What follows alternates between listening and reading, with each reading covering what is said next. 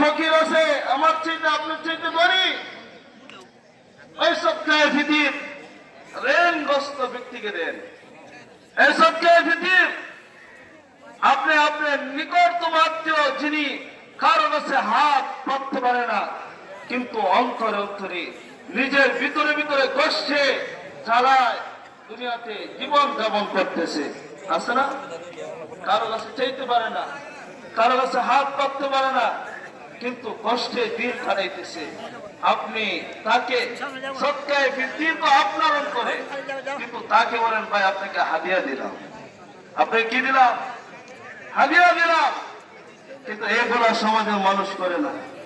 ফকির আসলো 10 টাকা 5 টাকা দিয়ে সৎকায় ফিতির আদায়, আপনি যেন দিলেন এই 10 টাকা দিয়ে তার কি হবে? কিছু হবে? আপনার ঘরে 5 জন সদস্য আছেন, 550 টাকা একটা ফ্যামিলিতে দেন, তাইলে সে কমসে কম একটা জিনিস কিনা ঈদের সময় শান্তিতে ঈদ কাটাইতে পারবে। কথা কোন?